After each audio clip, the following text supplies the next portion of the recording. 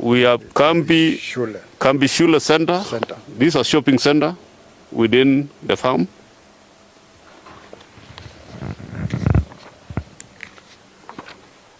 We have Kipulini Primary School. Are you seeing that?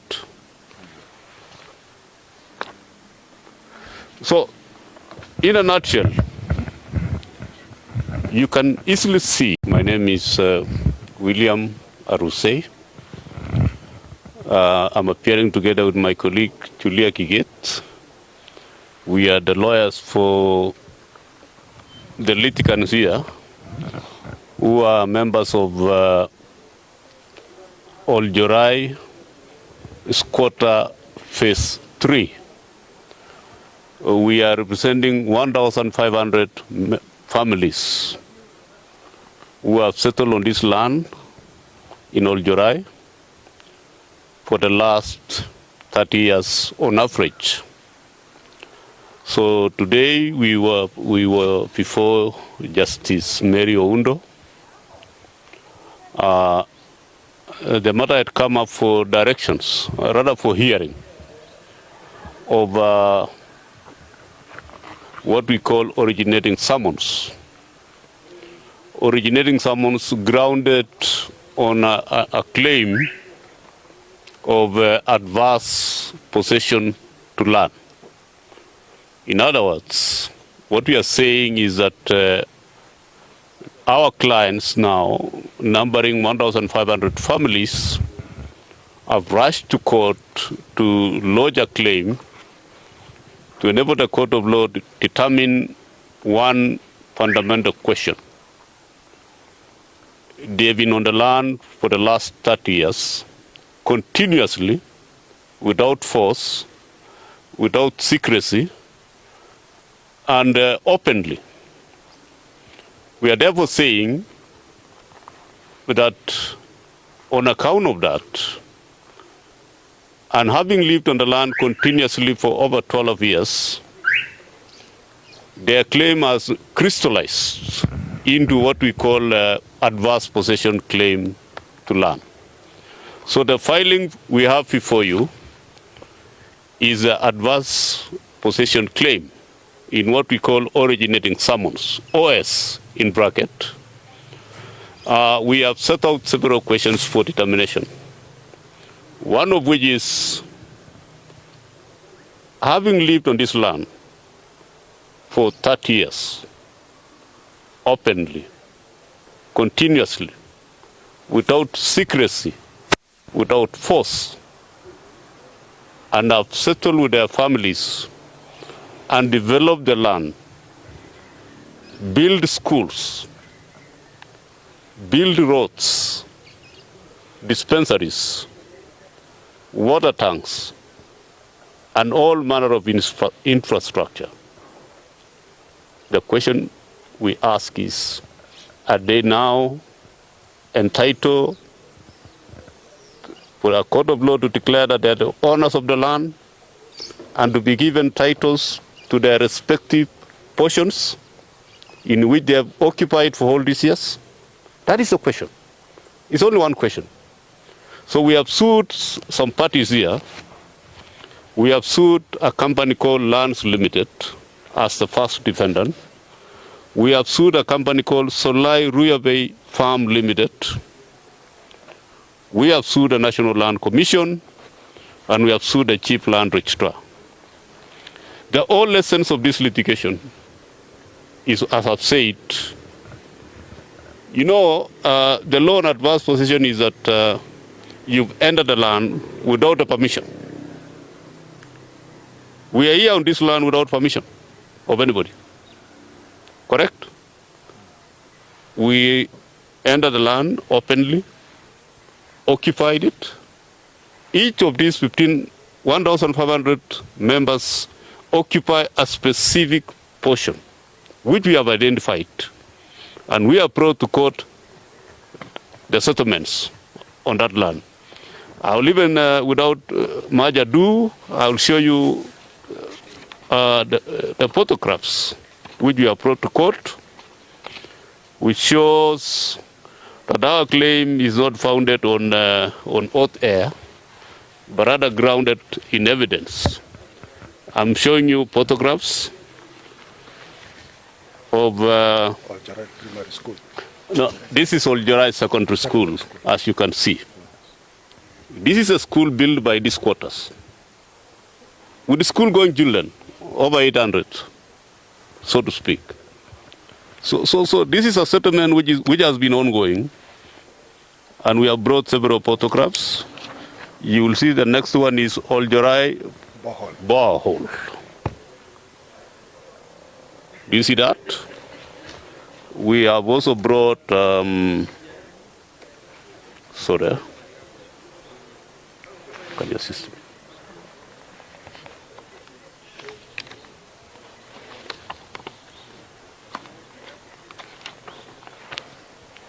We have brought another pole called Kwalemara. Sorry, you can see that. Let's move the next photograph. That one is Oljorai Primary. No, this is Oljorai Secondary. Secondary. This secondary. We have also the primary. Yeah, let's show you the Oljorai Primary. It's here. Oh, this one. Can you now see Oljorai Primary? Oljorai Primary. With the school-going children. We could go on and on. We have farms where we have water tank. Kambi Turkana water tank. Are you seeing that? We have Kwa Rotiken. I think this is one of the members. Yeah. Kwa Rotiken. You can see the farm. We have Kipulini Manyata Road. This is a road within the farm.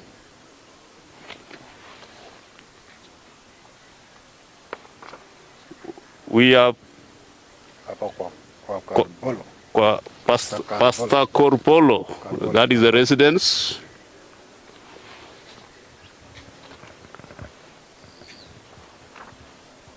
We have Kambi Shule Center.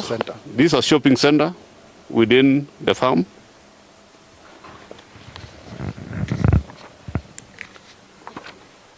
We have Kipulini Primary School. Are you seeing that? So, in a nutshell, you can easily see that these litigants, 1,500 of them, 1,500 families have come to court to tell the court their story. And their story is simple. We have been on the land.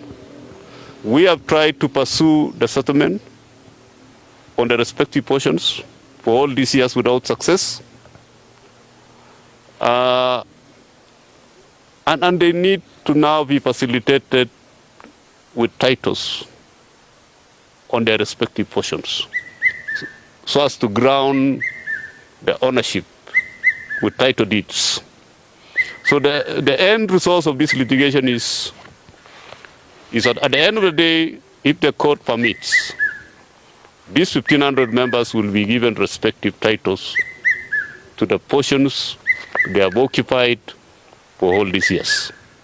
As I said, as I summarize, just by way of recapitulation, it is an adverse possession claim, which we have grounded in law. We have brought the title of the person who owns the land, Solai Ruyabe Farm Limited. Their title is before it's here. And we want the court to look at that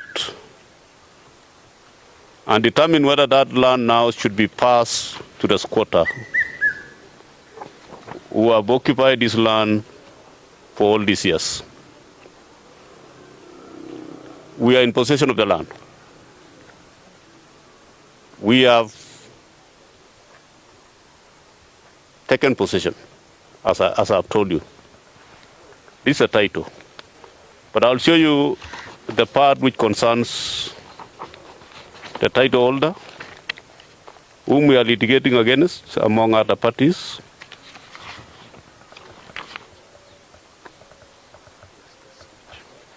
Such. That is the title. It's a title. Yes, it's here, sorry.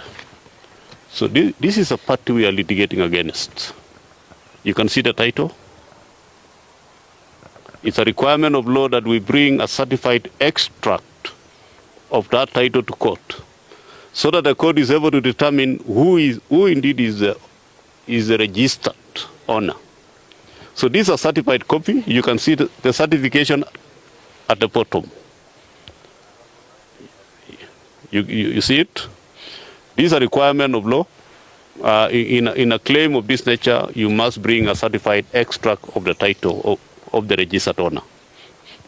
And we are saying we have continued to be in possession, as I said, without force, openly, without secrecy, without permission.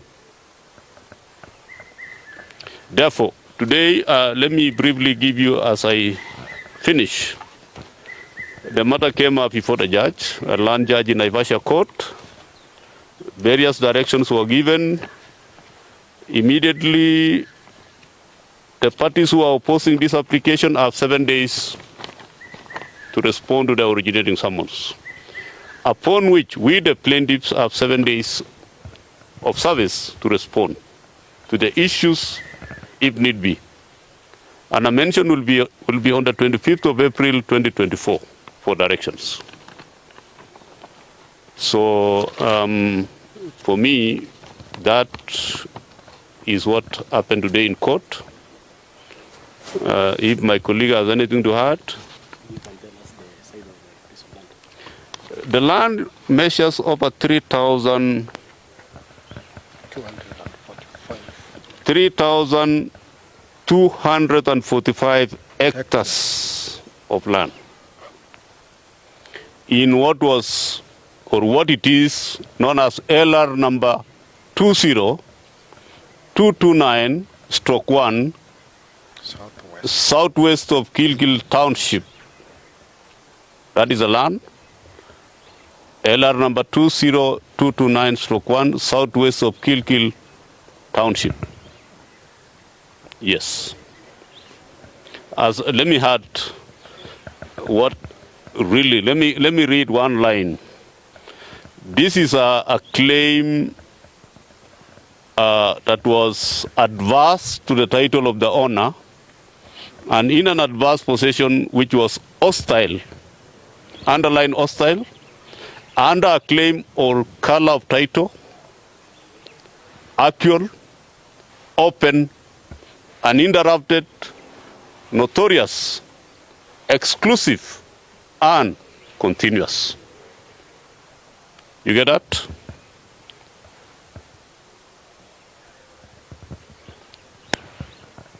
Let me repeat, for avoidance of doubt.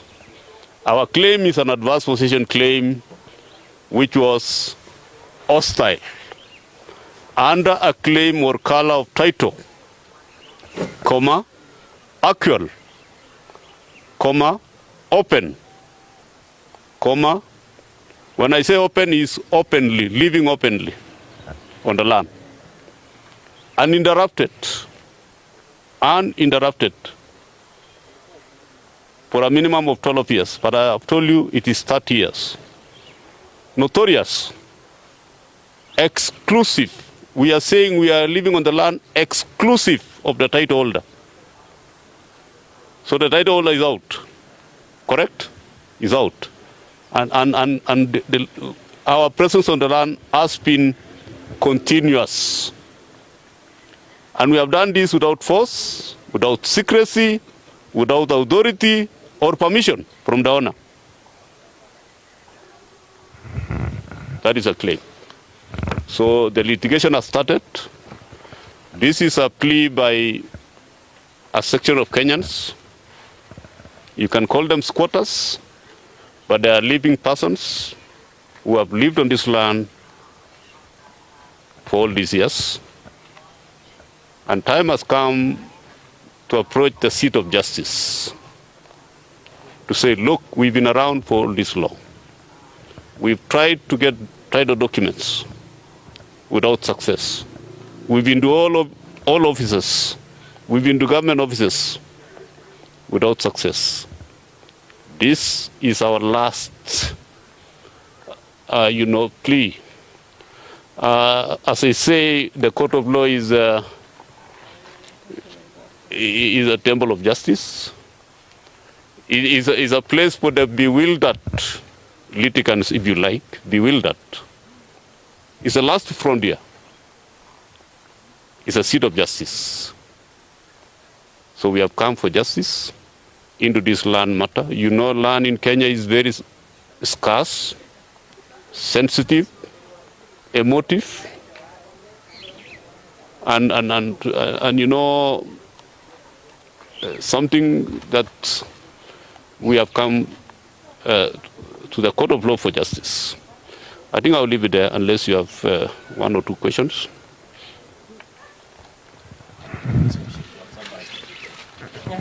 As I said, did I introduce myself? Yeah. All right. Chairman is here. You may want to weigh in. And the vice chair is here.